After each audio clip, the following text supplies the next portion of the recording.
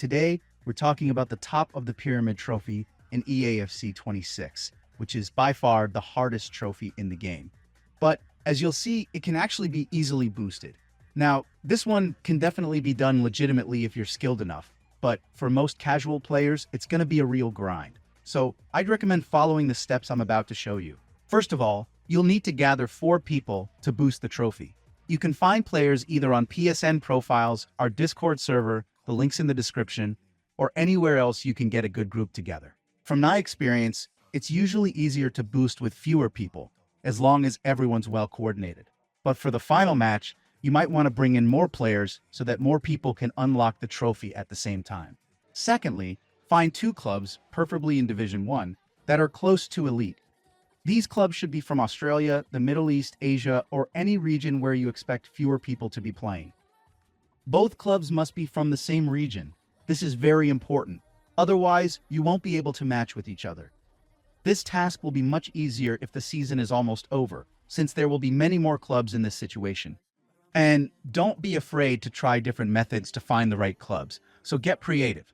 Personally, I like to set the filters to search for public clubs and recently active. Then I keep changing the club kits until a Division 1 club appears. Now, in the main menu, disable approximate location matchmaking and crossplay.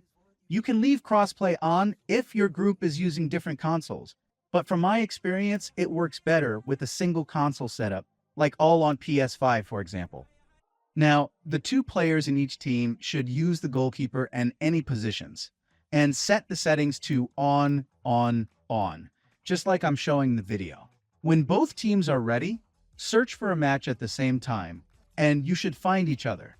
Once that happens, score a goal with the winning team, and the opposing team can exit the game immediately. There's no need to wait until the 5th minute, like in previous FIFA games. If you run into another random club, just close the game as soon as you see their name, and the match won't register.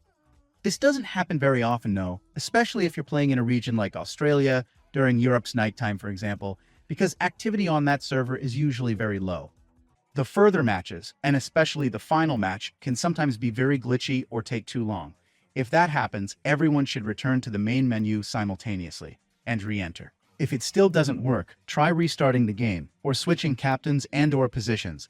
It can be a bit of a struggle at times, but most of the time, it will work smoothly. Continue giving wins to what I call the winning team, until they reach the final match, which is just 1 game away from the elite division. While some may claim that it isn't necessary to fully play the final match, I personally wouldn't take the risk, and I recommend playing it.